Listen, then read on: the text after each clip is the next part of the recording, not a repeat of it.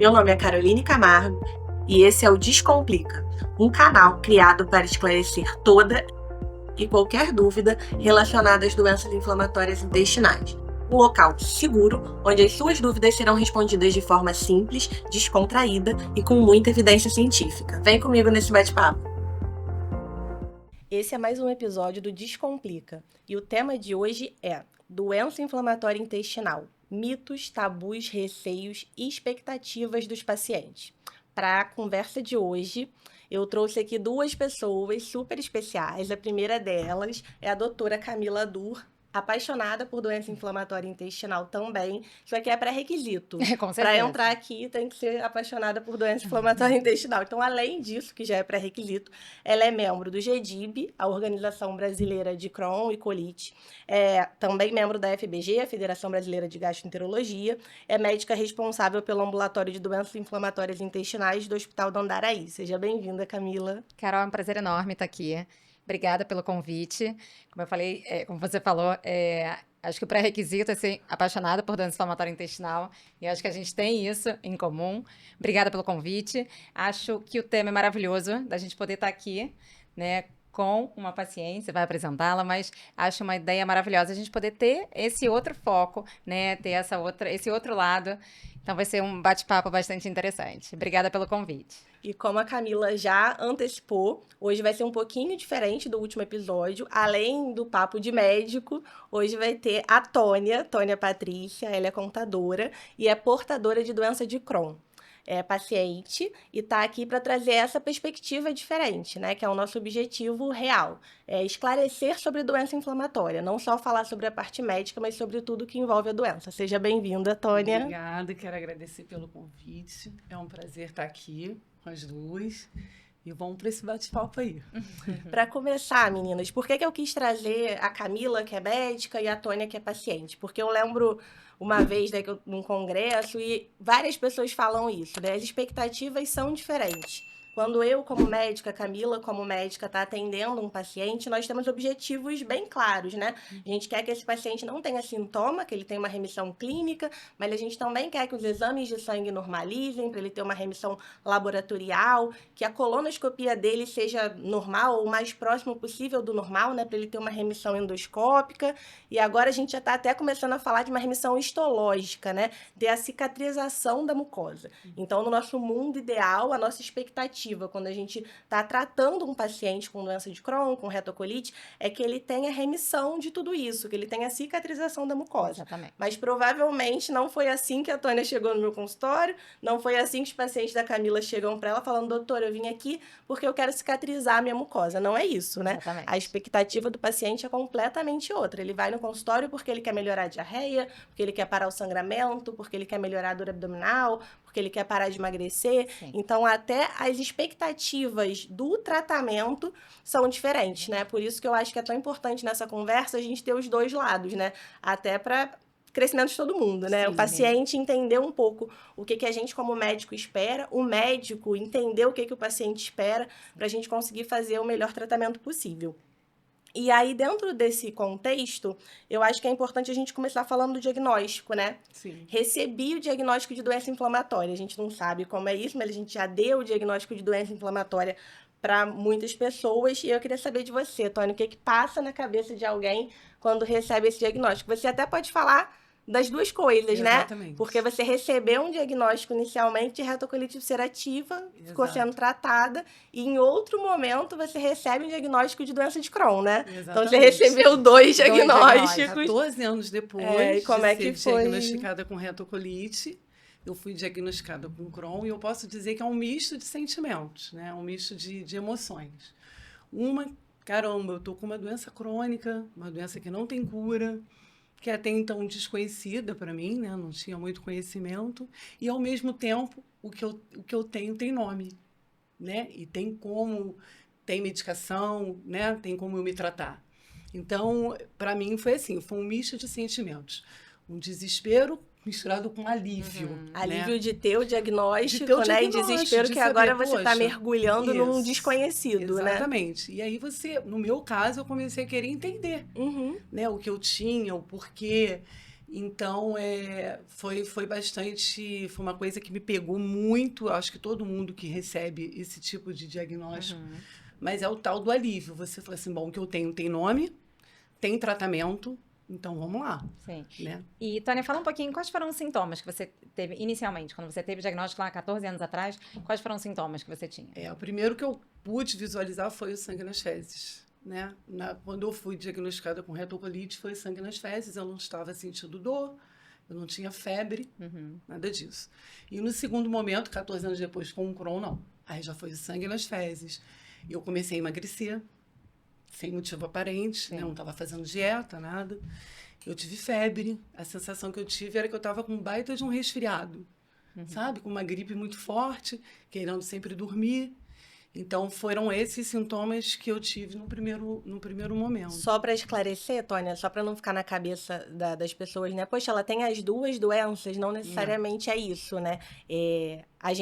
Quando a gente vai ler, tem muito bem esquematizado, né? A retocolite é isso, isso e isso, o Crohn é isso, isso e isso, mas não necessariamente a gente consegue, num primeiro momento, fechar o que é retocolite, o que é Crohn, quando você tem um acometimento mais extenso. E aí, um paciente que inicialmente pode estar sendo tratado como retocolite ulcerativa, depois ele começa a ter algumas manifestações que, na verdade, sempre foi uma doença de Crohn, né? Isso. E às vezes a gente não consegue diferenciar, né, Camila? Sim, exatamente. Principalmente, na verdade, a retocolite ulcerativa é uma doença que acomete basicamente o intestino grosso, né? E aí existe a doença de Crohn. A localização mais comum é a localização iliocolônica, né? Pega um pouquinho do intestino delgado e um pouquinho do intestino grosso, mas pode ter uma doença de Crohn só do intestino grosso, que a gente chama doença de Crohn colônica. E aí, nesse caso, às vezes a gente tem uma dificuldade de fazer um diagnóstico, né? E até diferenciar de uma doença de Crohn e de uma retocolite ulcerativa. Então, inicialmente, o paciente pode ter uma doença de Crohn colônica, digamos assim, mas foi feito o diagnóstico de retocolite ulcerativa. E ela tratou muito tempo com mesalazina, respondeu bem a mesalazina. 14 anos depois, apareceu com fístula. E aí, fístula perianal é igual à doença de Crohn. E aí, é que a gente mude o diagnóstico, mas foi exatamente o que a Carol falou. Inicialmente, ela tinha uma doença de Crohn, mas que se comportava como uma retocolite ulcerativa. E aí, quando abriu fístula perianal, aí a gente sabe que é doença de Crohn. E aí, mudou esse diagnóstico. E fazendo um link até, né, com o que a gente estava conversando no episódio passado com a Roberta, é muito importante entender que a doença inflamatória intestinal, ela está dentro da gastro, mas ela é uma parte bem específica dentro da gastro, né? Então, ela vinha sendo tratada com um médico excelente, inclusive a médica que estava tratando ela nessa troca de diagnóstico. Sim. E quando ela viu a fístula e falou assim, olha, você não tem retocolite, você tem doença de Crohn, eu não vou conseguir continuar te acompanhando, eu vou te pedir uma série de exames, mas eu vou te encaminhar para outra pessoa, né? Especialista. Porque é difícil, né? Não que a retocolite é mais fácil de tratar que a doença de Crohn. A gente já falou que não é assim. Existem retocolites super graves, assim como existem doenças de Crohn super leve, né? Mas em relação à medicação, a retocolite a gente ainda usa mesalazina, usa algumas medicações que são um pouco menos complexas, né? Na doença de Crohn, a gente já começa o tratamento com medicações um degrau acima, né? Exatamente. Na retocolite ulcerativa, leve a moderada, a mesalazina vai muito bem, né? Muito paciente responde bem, fica anos sem nenhum sintoma, é ótimo, eu particularmente uso bastante. Mas na doença de Crohn, se a gente pega uma doença de Crohn fistulizante, né? Já é uma doença grave, a gente precisa necessariamente começar a terapia biológica.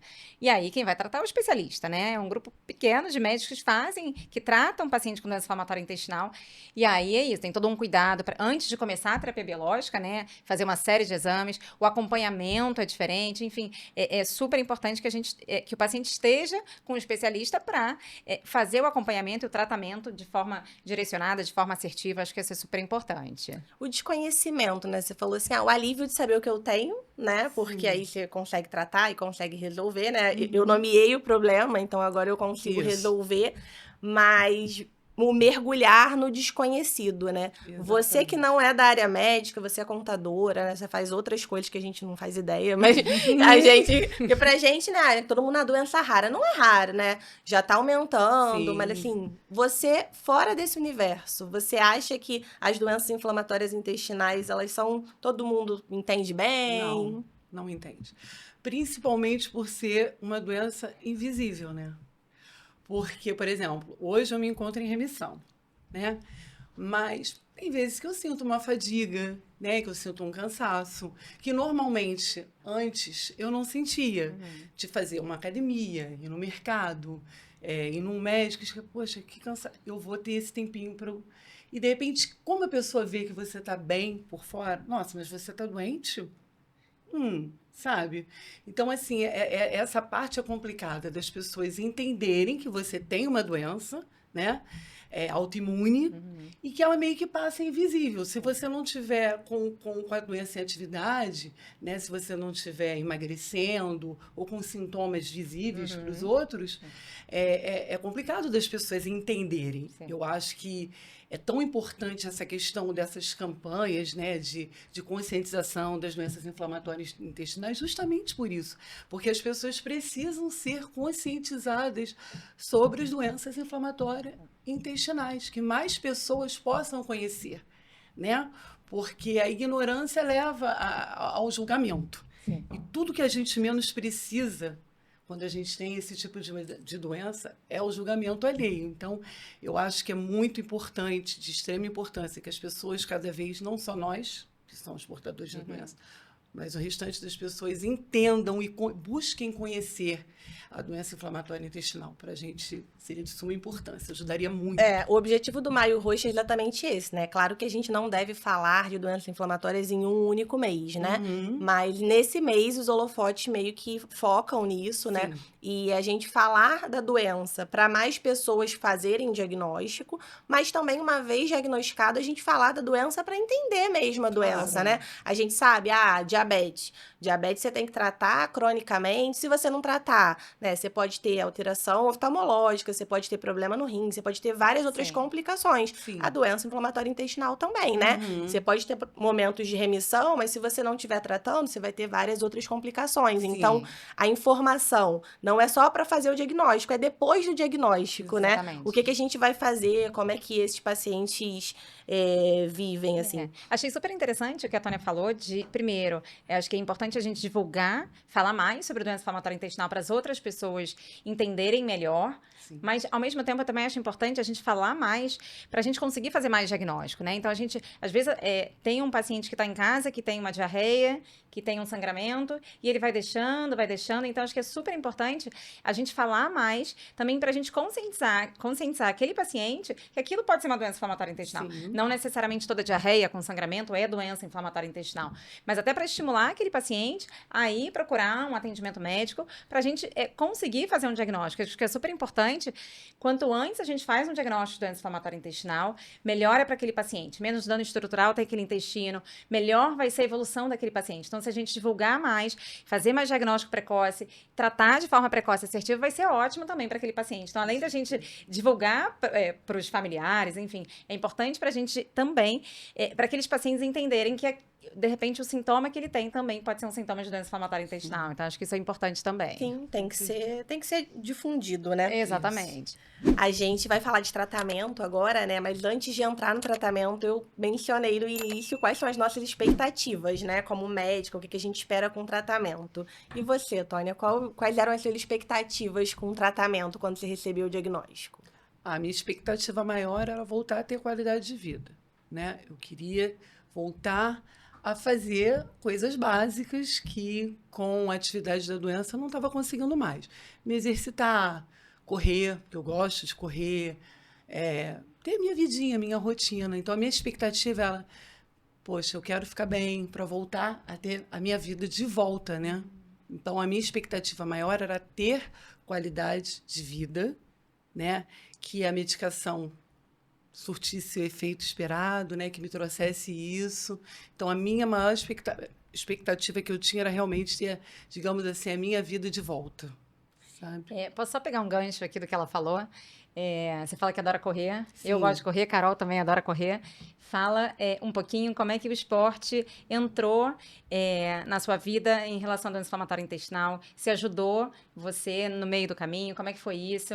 Fala um pouquinho disso pra gente. Então, eu já praticava atividade física antes de descobrir o Crohn, né?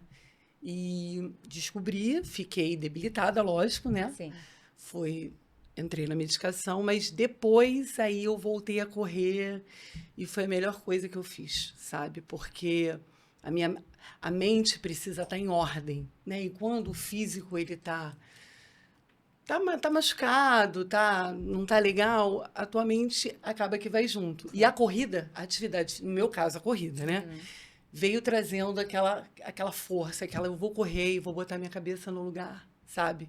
Eu tô correndo, eu falei, eu consigo. Ontem eu vim de uma corrida, eu tava comentando contigo, fui correr 10 quilômetros, sabe?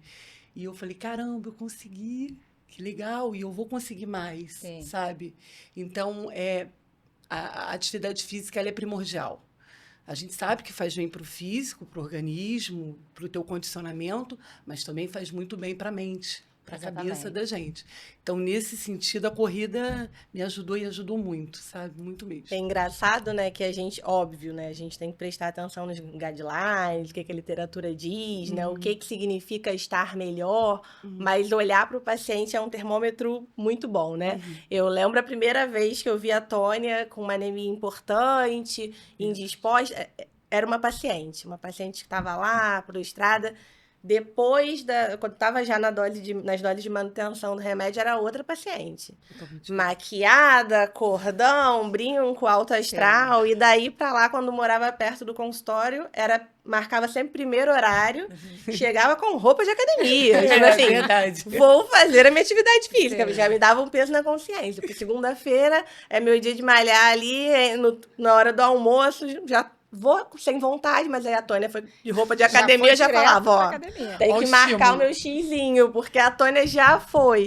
E aí você vê que esse não precisa, né? Esse paciente estava de um jeito e ela chega disposta com roupa de academia, alto astral. É claro que você tem que olhar lá a calprotectina, o PCR, o VHS, a colono, mas a chance disso tudo tá normal com ela entrando desse jeito no consultório é altíssima, né? Então, assim, olhar para o paciente também é um excelente termômetro de expectativas alcançadas do tratamento, Deixa né? eu só complementar com uma coisa, porque a gente acaba usando muito, assim, a gente, os nossos objetivos do tratamento, a gente usa um trabalho que é o STRIDE 2, e é isso que a Carol falou inicialmente, né? A curto prazo, eu quero que o paciente melhore, né? Melhore daqueles sintomas. Importante falar que eu quero que o paciente melhore dos sintomas sem o uso de corticoide, porque às vezes o paciente está ótimo usando corticoide, pra gente não adianta, ele tem que estar sem corticoide. A médio prazo, eu quero que o paciente melhore dos exames laboratoriais. A longo prazo, eu quero que ele tenha uma cicatrização endoscópica, então aquela colonoscopia lá do início, eu quero que esteja melhor. Mas quando a gente pega o STRIDE, o nosso objetivo principal é melhora de qualidade de vida. Então, quando você fala isso, eu fico até arrepiada, assim, porque é isso, você conseguiu atingir todos os objetivos. E o seu objetivo principal era a melhora da qualidade de vida que você conseguiu, né? Graças a Carol, você conseguiu. Graças a ela, né? É sempre importante botar o paciente também no foco, né? Porque às vezes a gente tá tão empenhada em fazer pelo paciente, mas tem a parte que o médico não faz, Claro, né? exatamente. Você dá ali as ferramentas. Se ele não quiser ser disciplinado, não quiser seguir, não quiser seguir o tratamento, Perfeito, mas que conseguiu atingir todos os objetivos, inclusive a qualidade de vida. Eu acho que a disciplina também é uma palavra muito importante no tratamento. Muito importante. É claro que você está cercado de bons profissionais, é de suma importância. Sim. Mas você, enquanto paciente, você tem que ser disciplinado. Sim. Né? Então, não existe isso. Eu vou começar a minha medicação, eu estou me sentindo bem e eu vou parar a minha medicação e acabou. Não tem essa. É fazer os acompanhamentos. Né? A gente sabe que tem gente que não tem acesso, muitas pessoas ainda. Mas o SUS está aí. Tem. Né? E a doença... o SUS não funciona para várias coisas, né? Mas também tem várias coisas que funcionam muito bem. Vacina é uma delas, né? E doença inflamatória, nós temos vários ambulatórios de hospitais, do SUS, que funcionam com pessoas super especializadas, às vezes até mais especializadas de um gás particular que não faz doença inflamatória, que você vai ter. Camila, né? Faz ambulatório. Exato, eu trabalho no SUS, eu sou do Hospital Federal do Andaraí.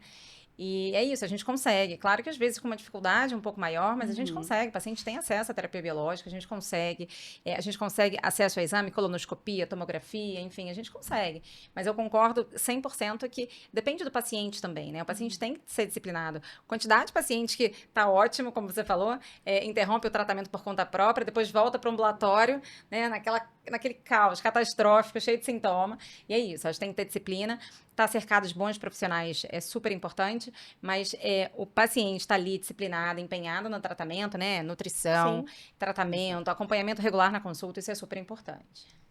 E o que ela falou, né? Às vezes não é só ir ao seu médico, né? Porque a doença inflamatória precisa de mais um monte de gente. Exatamente. Então, nutricionista, Exatamente. vários outros profissionais ali fazendo interconsulta. Sim. Eu tive, sim, uma profissional da nutrição, uma nutricionista que me acompanhou também nesse processo, enfim, que me ajudou demais mesmo. E entender a doença, né? Porque quando você entende que é uma doença crônica, Sim. que tem surtos e remissões, né? Que ela pode estar em atividade e em um momento ela pode não estar em atividade, mas se você parar o tratamento ela pode voltar. Sim. E entender que não tem cura, né? Que você tem controle. Exatamente. Quando o paciente entende, se dedica em estudar, entender a doença dele, Sim. ele sabe que não vai poder parar a medicação também, Exatamente. né? E se Exatamente compromete, isso. às vezes, um pouco mais. Pegando esse gancho aí do tratamento, a maioria dos pacientes com doença de Crohn vai precisar fazer uma medicação imunossupressora, né? E existe toda uma nuvem das medicações imunossupressoras, né? Tanto antes dos imunossupressores, agora das medicações biológicas, pequenas moléculas, agora o nosso arsenal, graças a Deus, está aumentando aí os Graças a Deus. tratamentos, estava precisando. Mas, Tônia, fala um pouquinho pra gente aí do medo das medicações que tratam doença inflamatória, ou você nunca teve? Você Não tem. não tem? Não tenho. Realmente, sendo bem sincera, eu nunca tive. Eu sei que eu preciso tomar, então o que tem que ser feito, eu vou fazer. Claro que tem os cuidados, que a gente sabe, né? Que uma pessoa que usa imunossupressor, eu como imunossuprimida, né?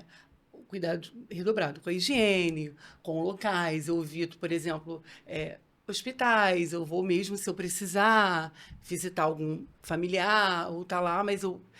Esse se acha. Agora, medo, não. Não, porque eu sei que eu preciso tomar, eu preciso ficar bem. Sim. E eu tenho que tomar a minha medicação. Então, eu uso azathioprina, né? E faço tratamento com infliximab. E, para mim, tudo flui perfeitamente, assim, não tenho nenhum receio. Você é um exemplo de paciente. Exatamente. Mas Exatamente. falando nos réis mortais, 90% dos pacientes, eles têm, pelo menos é o que eu vejo, depois a Camila fala da experiência dela, assim, mas na minha experiência, os pacientes têm muito medo de medicação imunossupressora, né? E aí independe muito da idade, já peguei paciente jovem com muito medo, e aí quando é mais jovem, 18, 19 anos, a mãe também vem, a mãe também tem muito medo do filho tomar medicação, né?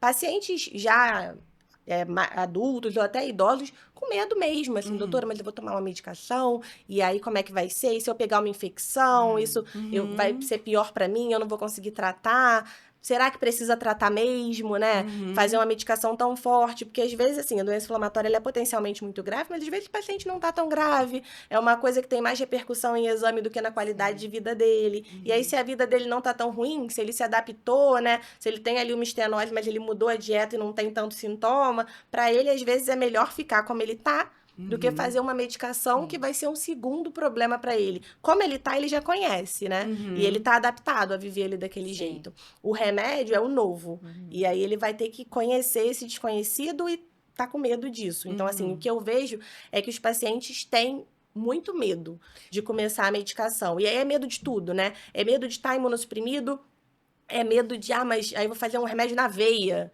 Como é que é isso, né? Vou ter que ficar indo. Aí, às vezes, você fala, não, mas agora tem subcutâneo, que você mesmo pode se aplicar. E tem paciente, não, mas eu não quero me aplicar. Então, assim, é medo de várias coisas e cada um tem um medo específico. Então, a gente vê muito medo, pelo menos eu vejo, muito medo rondando. Você vê, Sim, Camila, não, essa insegurança? Vejo. Eu acho que tem alguns pacientes, como a Tônia, que topam tudo, querem estar bem, querem melhorar a qualidade de vida. Isso é ótimo. Mas tem um grupo de pacientes mesmo que tem medo dos efeitos adversos, né? De o que pode acontecer, se vai ter uma infecção. Eu tenho um paciente meu do consultório, ele tem uma doença de Crohn de Delgado. Eu acabo atraindo um monte de pacientes com Crohn de Delgado, mas ele tem uma doença de Crohn de Delgado, mas ele é assintomático. Só que na enterorressonância dele, ele tem várias áreas salteadas de inflamação, algumas estenoses, enfim. E aí, ele tem que começar a terapia biológica. E aí entra as expectativas, né, Camila? Porque esse paciente, desesperador. Você olha aquilo, você sabe que vai dar ruim em breve. Mas o paciente ele não tem tanto sintoma, então ele tá tranquilo. A expectativa dele é tô que de boa. É isso, entendeu? ele não tem sintoma, o que eu acho que até dificulta, né? Se o paciente tem sintomas, se o paciente tem sangramento, se o paciente tem diarreia, ele vai querer começar um tratamento. tratamento. Mas como esse paciente, ele não tem muito sintoma, ele fala, mas doutora, para que eu vou começar? E ele já foi em várias consultas, e é meu paciente de consultório, assim, ele paga a consulta para ir no meu consultório, e ele não quer começar. Aí na última consulta eu falei, olha só, quando você quiser começar, você tá gastando seu dinheiro à toa, porque eu tô aqui falando, eu fico uma hora falando com ele na consulta, ele não quer começar o tratamento, e eu explico para ele os benefícios, que ele vai complicar, né, que em algum momento ele vai precisar de uma cirurgia, se ele não tratar. E aí ele falou, não, tô bem, e aí não voltou mais, vamos ver como é que ele vai voltar. Mas, de fato, é medo. Mas, semana passada eu participei de uma reunião falando sobre determinada medicação, e aí a gente levantou esse ponto de efeitos adversos de medicação, e eu acho que quando o paciente começa uma medicação, é função nossa explicar quais são os possíveis efeitos adversos da medicação. Algumas medicações podem gerar infecções oportunistas, enfim, podem gerar algumas complicações, mas acho que é papel nosso falar para o paciente exatamente o que pode acontecer. E mais, quando acontecer determinada situação, o que você pode fazer? Né? Eu falo para os meus pacientes que quando eu começo com um paciente com doença inflamatória intestinal, é como se fosse um casamento. Então, eu quero saber de tudo. Teve uma febre, foi no hospital, eu tenho que saber, porque pode acontecer algum efeito adverso? Pode, mas a gente sabe manejar e a gente tem que estar em sintonia para poder ajudar você, né? Então, acho que é importante a gente passar para vocês que podem acontecer alguns efeitos, mas que a gente vai estar junto e a gente vai conseguir resolver, né? Acho que isso é importante a gente deixar bem claro. Sim, é verdade. É a questão do medo. Eu disse, eu não tenho medo, mas eu tenho cuidado. Sim, exato. Então, eu já entrei em contato com a doutora Carol, mas doutora Carol, tô sentindo uma dor. É exatamente isso. Mas aí eu falei assim, não, meu Deus, vou importunar a doutora Carol. Mas não é. Ela mesma já tinha me passado isso. Ó, deu febre. Você tem que primeiro, se você chegar num pronto-socorro, explicar que você tem doença de Crohn, que você faz uso de azathioprina, né? Então, a gente começa a ter esse cuidado. Eu sei que eu não posso fazer uso de anti-inflamatório, né? Então, o cuidado tem. Medo, eu digo que não, porque se eu tivesse medo, talvez me impedisse de prosseguir até. Eu me tornaria um pouquinho disciplinada. Então, medo eu não tenho, mas eu tenho um cuidado que a minha condição, usando esse tipo de medicação, me pede. Então, se eu estou sentindo algo diferente, eu vou procurar a minha médica, que eu tenho confiança, e vou relatar o que está acontecendo. Perfeito. Medo não chego a ter, não, realmente. Adorei. Falar um pouquinho com a Camila do que muda, então, né, com a imunossupressão. Só algumas pinceladas, porque fica tudo assim, no campo das ideias, né? Sim. Mas a gente, antes de começar cada medicação específica, na verdade é um pacotão que a gente faz para tudo, mas algumas tem algumas coisas mais específicas, né? A gente prepara o doente, né, para fazer essas medicações. Não é assim, hoje eu vou começar aqui o infliximab, qualquer coisa que acontecer, você volta e a gente vê. Não, a gente tenta se precaver, né? A gente pede para esse paciente se vacinar, né? Antes de estar imunossuprimido, até para conseguir produzir os anticorpos ali que ele precisa. Tem algumas vacinas, né, que o paciente que usa medicação biológica ou imunossupressor, ele não pode tomar depois da medicação, porque são vacinas de vírus vivos, atenuados, então ele pode desenvolver a doença. Mas a gente também faz alguns rastreios infecciosos para evitar, né? A gente não zera, mas para diminuir esse risco. Então, é uma coisa um pouco mais controlada. Só pra gente falar um pouquinho, para ir tirando esse medo das pessoas que precisam tratar. Exatamente. Então, a gente tem toda uma preocupação antes do paciente começar uma terapia biológica, né? Então, a gente faz algum rastreio. Então, por exemplo, um dos exames que a gente pede é para avaliar, a gente faz uma profilaxia de tuberculose latente. Então, a gente pede, tem 2 exames que a gente pode pedir, que é o PPD ou o IGRA, para a gente avaliar se o paciente já teve contato com alguém com tuberculose. No Rio de Janeiro é muito comum, né? A gente é um dos estados do Brasil que tem mais casos de tuberculose.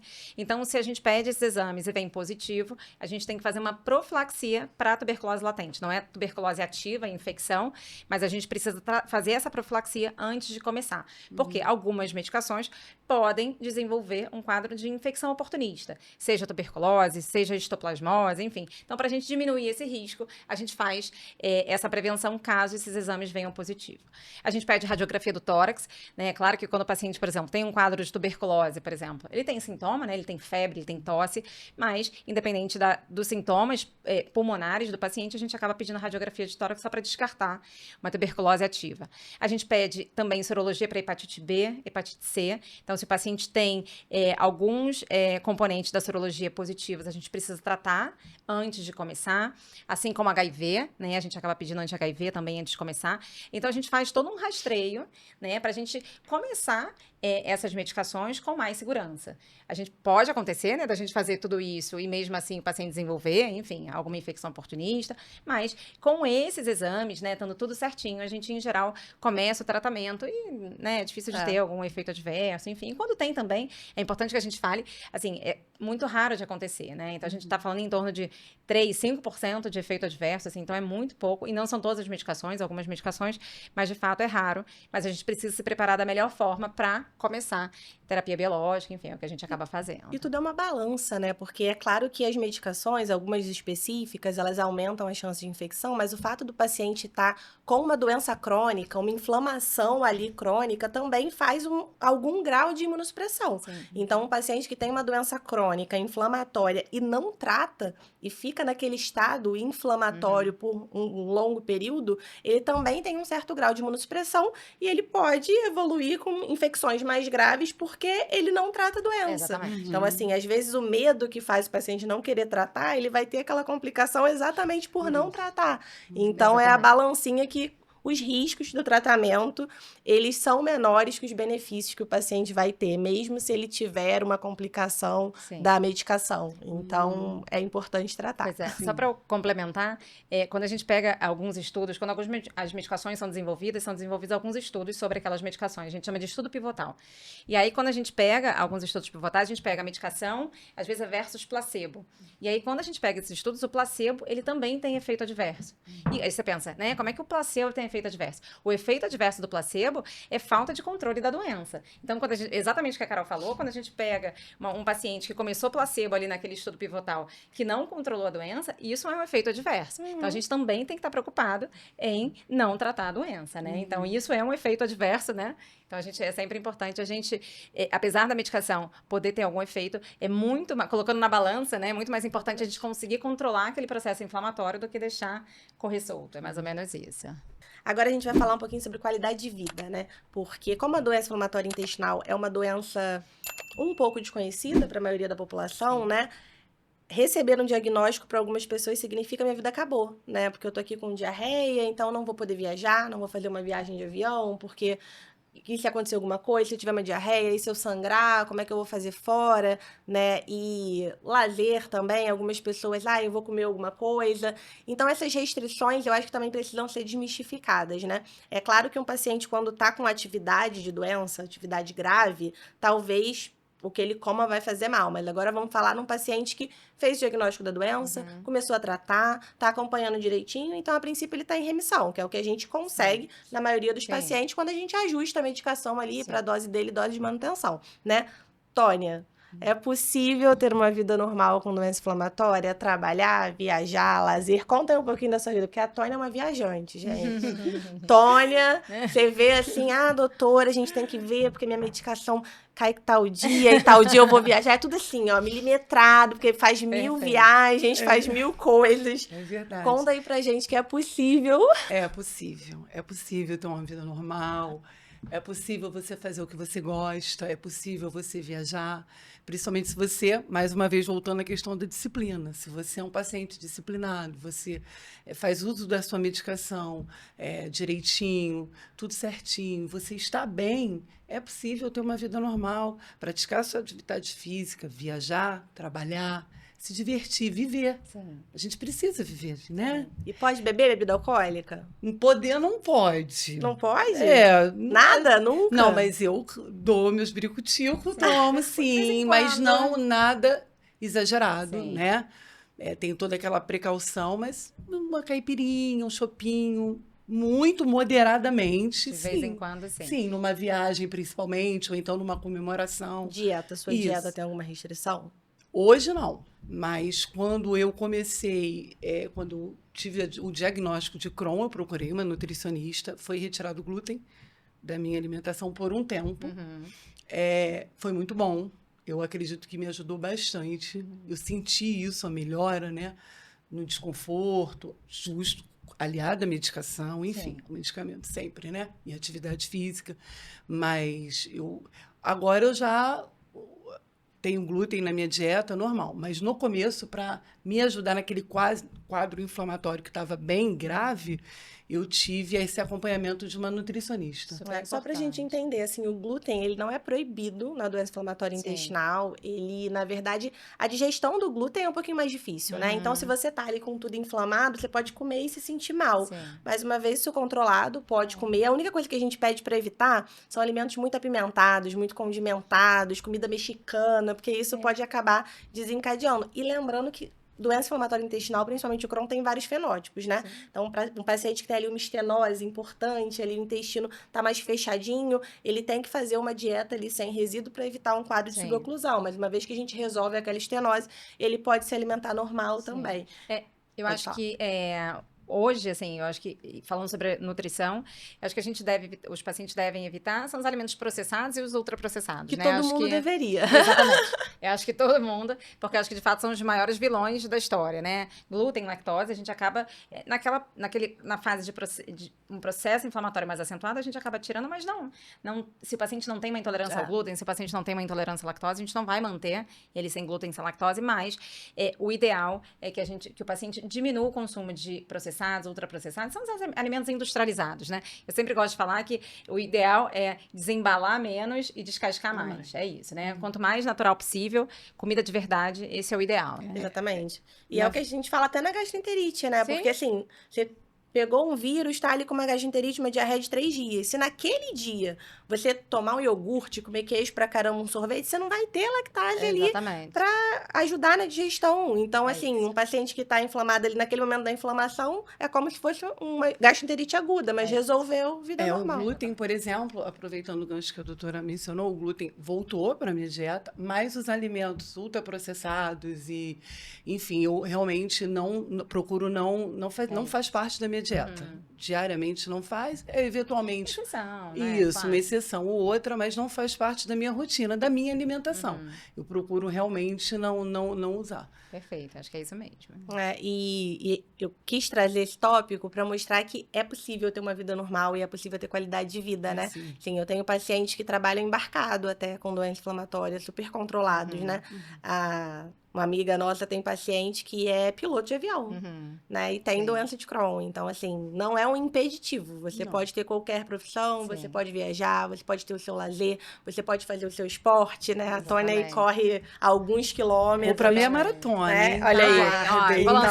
Vou lançar um desafio aqui pra gente correr uma meia maratona Pode lançar, juntas. doutora. É, a Eu meia gosto. maratona, só elas vão correr por enquanto, porque eu corro 5 Vamos nós quilômetros. três, nós três. Eu vou correr 5 quilômetros e aguardo elas com uma aguinha de coco, porque não vai rolar.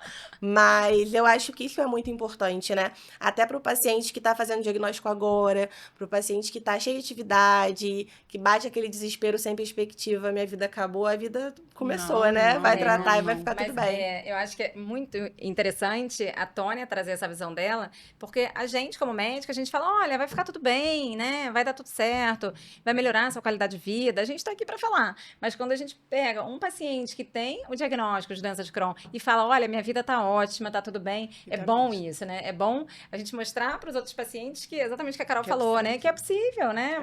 Você tem uma qualidade de vida, você viaja, você corre, você faz tudo que você gosta. Então é super importante a gente passar essa mensagem para os outros pacientes também, né? É uma outra visão. O Crohn me trouxe isso, sabe? Eu sempre fui, igual a gente estava conversando anteriormente, muito positiva acerca da vida. Mas o Crohn, a gente toma aquele baque no diagnóstico, como eu falei, né? Bate aquele desespero, meu Deus, uma doença crônica, eu vou tomar remédio até o fim da vida.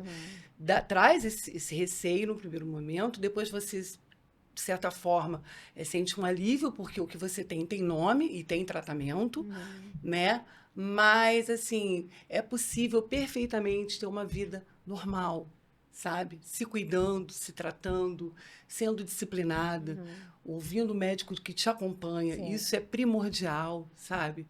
Então, dá para ter uma vida maravilhosa. Que coisa mesmo com boa, Crohn. gente. Fortalece. Vou pesar o clima aqui, porque agora a gente já tá falando de pacientes que estão bem, controlado, vida normal, falar de atividade e doença, né? Que é o momento que eu acho que dá um pouco mais de medo em todo mundo, né? No paciente, no médico, às vezes a gente tá naquele momento muito tranquilo e aí começam as complicações, não necessariamente complicação, mas o paciente entra num período de atividade. Às vezes porque está fazendo diagnóstico agora e já faz em atividade, ou às vezes estava bem controlado mesmo e alguma coisa fez com que ele entrasse em atividade, porque é possível, né, mesmo tratando, perder a resposta, aquela medicação, ter que trocar. Então, atividade de doença, assim. A Tônia teve uma atividade inicial, né, com sangramento, anemia, que precisou fazer esse controle. Perguntar como é que você se sentiu e depois eu passar para Camila, porque são complicações que você não teve, né? Mas como é que você se sentiu nesse momento, assim, de sangramento? Foi difícil. Foi bem difícil, porque eu fiquei bem debilitada, né? Eu tinha viajado, né, mais uma vez, né, nas minhas viagens, voltado para o Brasil, tinha passado um mês fora. E aí, quando eu comecei a sentir muita fadiga, uma febre sempre ali, todo dia, aquela febrezinha, vi sangue nas fezes, aí foi bem difícil, foi bem difícil. Eu só queria dormir, aquela incerteza, será que é a retocolite? E nesse momento, parece que, não, persistir esse otimismo, vou tratar e vai resolver, ou dá uma desanimada? Dá uma desanimada. É natural, Sim. né? Você se vê com um desconhecido. E agora, sabe? Como é que vai ser? Né? Eu nunca nem sequer tinha ouvido falar em imunobiológico, por exemplo, né? Então, são etapas. Você vai descobrindo, né? Com o profissional que está com você, com o seu médico, você vai tirando suas dúvidas, você vai lendo a respeito do que você tem. E isso eu acho muito importante, você procurar conhecer, né, o que você tem, isso ajuda. Até para você tirar suas dúvidas com o médico que te acompanha, né, e tudo. Mas é bem difícil, porque você bate aquele medo, né? Não dá, você olha e fala assim, e agora? Como é que vai ser? No meu caso, eu tenho Crohn, sabe? É o inesperado, você não sabe o que espera, você não sabe como você vai ficar. Nunca eu imaginaria, por exemplo, que depois de 3 anos, né, basicamente, hoje eu estaria aqui, bem, né, dando essa entrevista, a gente conversando, eu dizendo, eu estou ótimo. Sim. Ontem eu corri 10 quilômetros, né? Daqui a pouco, se Deus quiser, eu vou correr 21. Né? Então, mas até chegar a esse ponto, muita insegurança. Bate, normal, até hoje. Antes do 21 vai colher hemograma, né? Pra gente ver como é que tá a hemoglobina, outra, se tá tudo bem. E outra- Ver a última vez que a gente repôs do ferro. Só pra ficar né? tranquila aqui. E toda vez, por exemplo, quando a gente faz esses exames, né, de rotina e tal, é sempre aquela insegurança, pelo menos comigo, né? Ai, meu Deus. Aí eu olho e fico, ai, meu Deus, não quero ver. Será que tá tudo bem, né? Né? E aí eu mando, né? Enfim, mas é a insegurança, mas quando você se vê ali, assim que você, no meu caso, que eu vi, que eu estava tendo todos aqueles sintomas de uma vez, que eu não tinha tido da primeira, né? Quando foi em 2007, eu falei, caramba, o que vai ser agora, né? Como é que eu vou... Como é que vai evoluir? Né? Como é que vai ser o andar disso aí? E graças a Deus tá da melhor maneira possível, né? Que continue assim, Perfeito. né? Tomara. Camila, agora umas complicações, né, que você vê dos seus pacientes que a Tônia não teve. Cirurgia e estômago. Como é que você vê os pacientes lidando com isso, assim? Vamos lá, acho que tem 2 perfis de paciente, assim, acho que depende muito da atividade inflamatória, claro que a gente acaba indicando cirurgia para o paciente que já tem algum grau de complicação, né? Então, se tem uma estenose, se tem fístula, enfim, a gente acaba indicando, ou até para o paciente também que já falhou a terapia medicamentosa. Esse eu acho que é até um pouco mais difícil, né? Tem uma paciente minha que ela falhou a 3 biológicos, ela é uma paciente do SUS e não tem outro biológico para fazer, ela não respondeu a nenhum deles. E aí indiquei cirurgia por conta de refratariedade ao tratamento clínico. É raro de acontecer. Retocolite. Ela fez infliximab, fez vedolizumab, fez tofa, não respondeu e aí a gente acabou indicando. Então, a gente acaba indicando na complicação, né? Alguns pacientes são... contra a cirurgia, tem muito medo da cirurgia, tem muito medo do estômago, né, de ficar com aquela bolsinha. Então, alguns pacientes têm esse perfil de não querer operar de jeito nenhum, tentar a terapia medicamentosa até o último momento. Mas tem um outro grupo de pacientes que, essa paciente, por exemplo, que eu citei, ela tem muito sintoma, né? A gente está tentando terapia medicamentosa há muito tempo e ela falou, doutora, eu quero operar. porque eu não aguento mais, assim, minha vida tá muito ruim, eu tenho muita diarreia, eu tenho muito sangramento, né? Então, essa paciente, eu tenho essa e tem uma outra com perfil bastante semelhante, que elas querem operar porque elas, mesmo estando com a colostomia, elas vão voltar a ter qualidade de vida, vão voltar a ter uma vida mais ou menos normal, apesar da colostomia. Então, alguns pacientes têm muito medo da cirurgia, mas outros não, outros acabam querendo fazer a cirurgia para conseguir ter qualidade de vida que não estão conseguindo ter com as medicações. Então, a gente tem esses dois grupos de pacientes. É o que você falou, né? Reforçando que quando o paciente tem sintoma, é muito mais fácil fazer ele entender que ele precisa tratar com remédio, igual a cirurgia, né? Porque o que move o paciente é o sintoma e a qualidade de vida, não é a inflamação, o resultado dos exames. Se o paciente está sintomático, não. E a gente nem vai indicar a cirurgia, mas eu acho que a cirurgia está aqui para ajudar. É mais um tratamento que a gente tem nas nossas mãos, né? A gente não indica cirurgia para todo mundo, tem os casos selecionados, mas os pacientes ficam bem, né? Então, muitas das vezes, o paciente... às vezes eu falo que é dar um passo atrás para dar 5 na frente, né? Às vezes tem um paciente meu com uma doença de Crohn de Delgado. Essa história é super interessante, para contar rapidinho. O paciente, ele é guitarrista, ele tem uma banda e ele toca guitarra. E ele tem uma doença de Crohn estenosante de Delgado, ele foi para emergência várias vezes, já estava com terapia biológica, mas ele já tinha uma estenose ali, uma fibrose. Então, por mais que o biológico ele até melhorou o processo inflamatório, ele tinha que operar. E aí ele operou, ficou com a colostomia, e aí ele falava que com a posição da guitarra, ele não conseguia tocar a guitarra. E aí ele ficou 6 meses com a colostomia, a gente conseguiu, ele fez a reconstrução do trânsito. Logo depois, assim, 15 dias depois da reconstrução do trânsito, ele foi e fez o primeiro show dele sem a colostomia e tocando guitarra. Ele me mandou a foto do show, ele ficou super feliz. Então, é isso, assim, ele não teve mais sintoma nenhum depois da cirurgia, a gente conseguiu fazer a reconstrução do trânsito. Ele deu um passinho atrás, né? Ficou ali 6 meses sem tocar na banda dele, mas depois, agora ele tá ótimo, forte, tocando na banda dele. Então, eu acho que a cirurgia está aqui para ajudar em casos selecionados, né? Então, acho que é positivo. E, de novo, né? A gente está aqui para explicar para o paciente que é importante, que ele vai ter que operar naquele momento, mas que vai ser bom para ele. Enfim, é bom a gente sempre explicar para o paciente os riscos e benefícios. Enfim, acho que é super importante. Isso é muito importante, né? Colocar a bolsinha não significa que o paciente vai viver com ela exatamente, de eterno. Você exatamente. tem a cirurgia de reconstrução Exatamente. de trânsito. Mas eu já vi pacientes que a vida melhora tanto quando coloca a colostomia, que você fala assim, agora você está sem atividade, está ótimo, a gente vai reconstruir o trânsito. Não quero. Já vi também. Já vi alguns. Não vou fazer uma cirurgia que eu não sei como é que vai ficar depois, se agora eu tô maravilhoso, não me impede de nada, tenho minha vida ótima. Tem paciente que, por opção, porque tem colostomias definitivas, né? Mas a maioria a gente faz, tira ali, trata e depois a gente refaz. Sim. Alguns pacientes não refazem o trânsito. Exatamente. Se adaptam, ficam bem, qualidade de vida. Não vou refazer. E fica com a bolsinha ali. Interessante. E isso é decisão compartilhada, né? Claro. Um paciente desse que não quer, que tá ótimo, ele não vai fazer. Exatamente. Entendeu? Eu tenho uma paciente assim também, ela tá bem, e aí eu falo pra ela, tá ótima, em remissão, e eu falo, vamos reconstruir o treino. Não, doutora, eu não quero, eu tô bem, me deixa aqui com a minha bolsinha, tá ótima, e aí tá bem, quer ficar ali, tá tudo bem. Mas é isso, a paciente volta a ter qualidade de vida, né? Então, que a gente falou desde o início, ela tá bem e vai ficar assim, tá tudo certo, né? Mas é importante. A cirurgia em algumas situações é importante, então tem que fazer.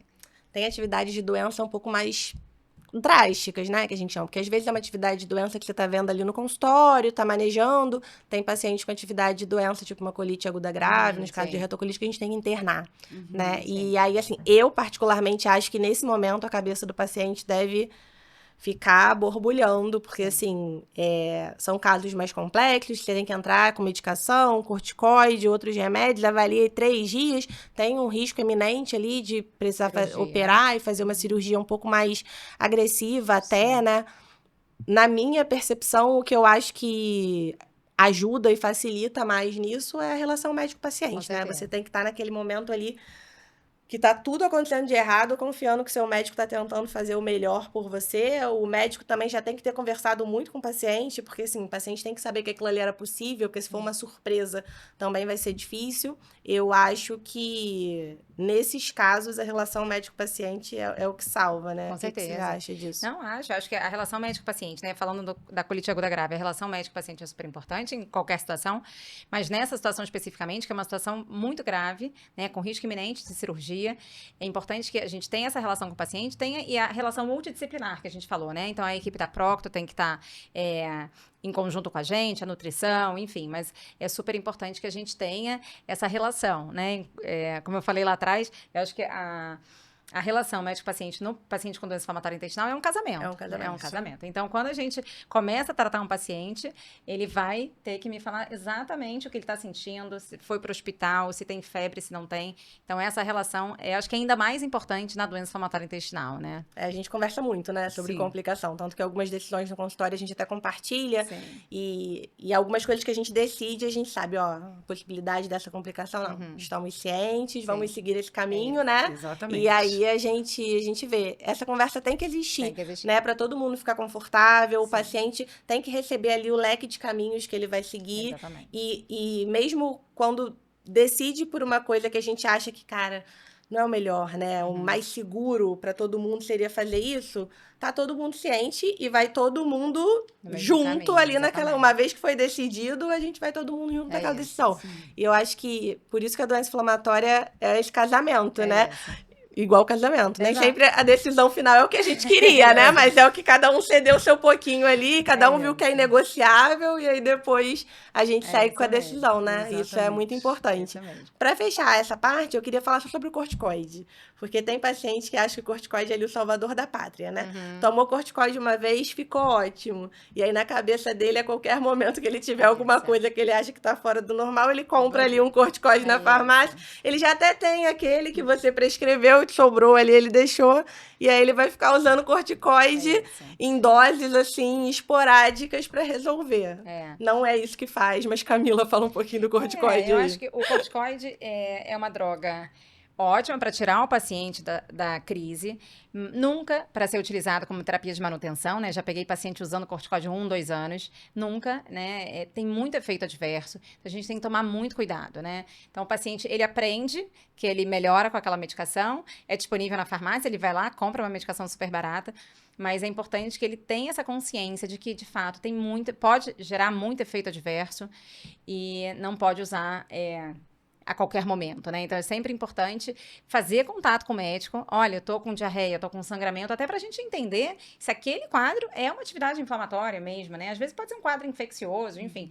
Então, é sempre importante o paciente fazer contato com o médico, pro médico prescrever, não fazer por conta própria, E até né? outro médico, né? Porque às vezes vai na emergência, e aí o médico que tá lá na emergência, talvez não, provavelmente não vai ser o médico que atende. Sim. E aí, não, vamos começar um corticoide até Exato. você ir no seu médico. Dá uma ligada, né? Porque às Exatamente. vezes não é pra começar um corticoide. Exato. Na maioria das vezes não é pra começar um Exato. corticoide. Então, E é isso, usar sempre na menor quantidade de vezes possível, pelo menor tempo possível. Lembrar sempre de fazer o desmame, porque pode gerar, né, uma insuficiência adrenal, enfim, pode ter efeitos adversos. Então, usar sempre no menor período possível, na menor quantidade de vezes possível. Eu falo que o corticoide seria a melhor medicação do mundo se não tivesse efeito adverso. Mas tem muito efeito adverso. Teve um dia desse que eu recebi no consultório uma paciente, ela chegou de muleta no meu consultório, e aí eu perguntei, mas, né, por que você usa muleta? Ela falou, não, eu tive uma necrose da cabeça do fêmur por conta do uso crônico de corticoide. Então, uma paciente que estava usando corticoide há 3 anos, uma doença de Crohn também, e ela chegou para mim, estava usando corticoide há 3 anos, com necrose da cabeça, assim, claro que é um caso extremo, mas para provar que pode ter efeitos adversos muito graves. Então, é sempre importante, se o paciente for fazer, sempre com indicação médica. Isso é a super vida importante. melhora com corticoide, né? Ali Exato. naquela fase aguda. A Por isso curto que algumas prazo. pessoas acabam usando. No período que a gente acompanha, você não usou, mas você usou no início corticoide? Não lembro. Eu usei no início. No início, né? Até Antes a gente fechar o diagnóstico. E aí da você... retocolite lá no início, né? Não, inclusive deu no Crohn também. Mas quando você chegou, você tava Sim, com corticoide. Aí isso. depois a gente nunca mais fez, né? Não, Nunca precisou. nunca mais. Nunca mais eu usei corticoide. E pretendo continuar sem usar. Exatamente. Eu também pretendo. Eu abri uma caixinha no Instagram, eu vou tentar fazer sempre isso quando a gente tiver os episódios, pra ouvir a opinião de algumas pessoas, né? Eu perguntei mais a questão da doença crônica, né? Quais são os receios, e aí muitas respostas iguais, né? Mas as 3 respostas que ganharam em relação a medo, assim, totalmente contra a Tônia. O que teve mais foi tratamento. A maioria dos pacientes tinha medo dos remédios que a gente faz para tratar o Crohn e a retocolite. Então, assim, você realmente é o protótipo da paciente. Perfeita, Da paciente perfeita. O segundo que mais teve gente comentando foi medo de não conseguir ter uma vida normal. E aí envolve tudo, né? Tinha gente que falava do trabalho, tinha gente que falava de viagens, tinha gente que falava até de filhos. Eu acho que vale a pena fazer depois do episódio falando disso também, porque é um mundo à parte, né? Engravidar, como levar a gestação. Eu até perguntei pra Tônia, ela tem uma filha, né? Mas a sua filha nasceu antes do diagnóstico, não foi isso? Não, na verdade, ela nasceu em 2000 e eu tive a retocolite, né? O primeiro diagnóstico em 2007. Sim. Então, Nasceu bem antes. E o terceiro principal medo era o medo de não ter cura, né? Isso eu particularmente acho que isso é um mito que as pessoas criam, né? Porque tem muito medo da doença inflamatória intestinal porque é uma doença que não tem cura. Mas a gente tem várias doenças crônicas que não tem cura, né? Exatamente. A hipertensão, que todo diabetes. mundo tem, é uma doença crônica que não tem cura, Exatamente. né? Diabetes é uma doença crônica que não tem cura. Isso. Colesterol, dislipidemia, colesterol aumentado, que a pessoa toma lá sua simvastatina todos os dias, é uma doença crônica que não tem cura. Então, assim, acho que a gente tem que ressignificar isso. Se você tá tomando remédio, a doença tá controlada e ela não tá te causando sintoma, Ela é tá isso em que você remissão. precisa, né? Não necessariamente você precisa ter uma cura. Talvez um dia a gente tenha. Hoje, realmente, a gente não tem, como a gente não tem para várias outras doenças crônicas que não causam tanto medo, né? A pessoa acha normal ter hipertensão e tomar lá o seu remédio todo dia, mas não acha normal ter... Eu acho que aí entra o fator desconhecido, que a gente tinha falado anteriormente, né? Eu achei muita gente pra, tipo, medo de não ter cura, né? Tratamento eu entendo mais, mas assim, medo de não ter cura eu acho que é o desconhecido. É uma doença que agora tem se falado, de um certo tempo para cá, agora não, mas tem se falado muito, mas até então, às vezes quando eu conversava com a pessoa, eu tenho uma doença crônica, eu tenho doença de Crohn. Doença de Crohn? Nunca ouvi falar, sabe? Então, acho que isso também causa um pouco de... Porque diabetes e hipertensão, enfim, tá aí na vida, né? No cotidiano, infelizmente, de várias pessoas. São mais conhecidas. Mas as doenças inflamatórias intestinais, não. Elas vêm se revelando aí ao longo... Então, a gente fica, não tem cura e não conheço tanto, não tenho tanto conhecimento. Como é que é isso? Né? O que vai me causar? Então, acho que é mais nessa questão aí. Dessa parte, né? E uns relatos que eu achei interessante, vou ver o que vocês acham, é em relação à explicação, né? Tem alguns pacientes que tinham a doença e falaram que nunca entenderam muito bem, né, disso. E aí é um pouco nossa culpa, né? É meia culpa de todo mundo, né? Porque hoje, internet, ChatGPT, tudo que você quiser saber, você consegue botar lá e ter alguma informação. Mas o médico precisa, né? Explicar e trazer os pontos e trazer os anseios do paciente para começar, pelo menos, a explicar para ele se aprofundar, porque não dá, né? Para ter doença inflamatória intestinal e a pessoa não saber de todo esse mundo de coisas que ela tem para fazer. Em algum momento, assim, não sei como é que foi lá o início do seu diagnóstico, você teve essa falta de informação, assim, de você tem retocolite e não te explicar com detalhes o que seria? Sim, principalmente lá em 2007. Lá em 2007 você não teve uma explicação mais... Não. Eu procurei um gastro, ele não tinha experiência, isso eu lembro, em doença inflamatória intestinal. Ele me auxiliou da maneira que ele pôde, né? E, inclusive, ele foi bem sincero, olha, ainda é bem desconhecida o que você tem e tal, e me apresentou, faz uma terapia, me pediu uma série de exames, eu fiz pela primeira vez a colonoscopia, mas, assim, muito pouco foi explicado, né? Eu fiquei usando a medicação anos, daí 14 anos, repetindo colonoscopia anualmente. Fiquei bem durante esses 14 anos, mas meio que no escuro, sabe? Eu realmente vim entender da doença inflamatória intestinal agora, em 2021, quando fechou meu diagnóstico com doença de Crohn. Aí eu me aprofundei, aí eu tive acesso às informações que a gente precisa ter para entender o que a gente tem. Mas lá em 2007, naquele primeiro momento, né, em que eu fui diagnosticada que era retocolite, não tinha acesso nenhum. Essa falta de conhecimento, de explicação atrapalha muito, né? Na época eu usei corticoide, foi feito tipo uma dose de ataque, né, com corticoide, e tudo bem, fiquei bem, fiz a colonoscopia, comecei a usar o supositório e acabou. E eu não sabia mais nada. E assim fui levando. parei de usar o supositório, repetindo a colonoscopia normal, e assim foi até 2021. Fiquei literalmente no escuro, sabe? Sem medicação, tranquila. Agora eu vim entender a dimensão do que realmente é. O nosso objetivo é realmente sair desse escuro, né? É claro que o paciente vai ter seu médico, nada do que a gente passe de informação, né? Instagram, aqui, qualquer lugar, não substitui sua consulta médica, porque cada caso é um caso, a pessoa tem que estudar, tem que ver com detalhes, mas precisa ser uma coisa mais comum para todo mundo conversar, né? Sim. Eu acho que o objetivo das campanhas, o objetivo desse foco, né? Desses holofotes na doença inflamatória intestinal é sair desse desconhecido, de tipo, eu tenho uma doença, eu tô tratando, eu não sei o que ela é. Porque eu acho que a maior parte dos mitos, dos receios vem daí, né? Sim, concordo. Acho que é importante a gente falar, conversar com o paciente, né? E essas campanhas estão aí exatamente para divulgar mais, falar mais sobre a doença, falar mais sobre os sintomas, diagnóstico, tratamento. Né? Os próprios grupos de WhatsApp dos pacientes, acho que um vai ajudando o outro, né? É importante a gente ter isso. Sim, a troca de... Mas a gente está aqui para ajudar, né, e divulgar cada vez mais, falar mais sobre a doença, né, tornar a doença mais acessível e mais conhecida para todo mundo, né? Esse é nosso objetivo. O que eu acho importante também falar é comparação, sabe? Você ter acesso à informação é super importante para você entender a doença que você tem, mas sempre evitar te comparar com o outro. Sim. Né? Porque a gente sabe que cada caso é um caso, cada um tem acesso aos seus tratamentos conforme é possível. Então, assim, tenham o seu médico ali, né? O seu médico com experiência em doença inflamatória intestinal, prócto, gastro, nutricionista, enfim. Faça a sua parte, mas tenha em mente que cada caso é um caso. Você é um indivíduo, o outro. Essa comparação, isso, a gente conversando, né? Isso gera muito estresse, muita ansiedade, sabe? Por quê? Poxa, com ele deu certo, por que comigo não está funcionando? Se com ele usou aquela medicação, em tanto tempo ele conseguiu a remissão, por que comigo não foi assim? Então, Então, são vários fatores, isso em mente, sabe? Eu falo que cada paciente tem a sua doença inflamatória intestinal, né? A sua doença vai ser diferente da doença do outro paciente. Então, cada paciente tem a sua doença inflamatória intestinal. Então, achei perfeito.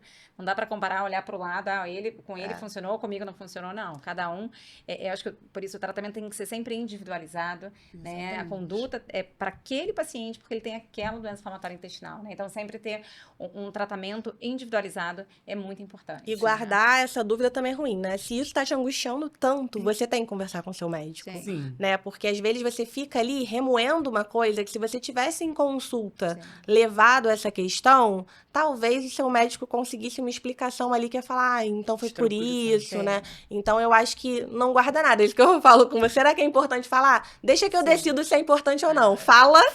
E aí eu vejo que, isso aqui não tem nada a ver não, isso aqui você procura esse médico aqui, isso aqui não tem nada a ver não. Exatamente. Mas assim, fala. Eu acho que ficar guardando essas dúvidas é muito ruim, assim. Exatamente. Até pra cabeça, e a gente sabe que a importância de você estar com a cabeça boa também auxilia no tratamento. Adorei nosso bate-papo, gente. Foi muito bom. Foi. Espero que ajude bastante gente aí a começar a falar mais de doença inflamatória. Vocês estão sempre convidadas para voltar. Adorei conversar com vocês. Carol, obrigada pelo convite. Foi ótimo. Acho que eu ficaria aqui o dia inteiro falando. Esse é o problema. Mas foi ótimo, obrigada, né? Como eu falei, bom ter a Tônia aqui com a gente, né? Pra gente ver essa outra visão. Adorei a visão, né? Paciente nota 10, gostei. Obrigada pelo convite. Eu agradeço também pelo convite. Espero ajudar as outras pessoas, assim como eu me senti ajudada, né? Quando eu assisti a entrevista, lia sobre artigos. Enfim, agradeço imensamente a oportunidade. Espero estar de volta. Aí. Vai estar. Próxima. Então tá, gente. Por hoje, o nosso bate-papo termina aqui. Obrigada. Obrigada. Tchau.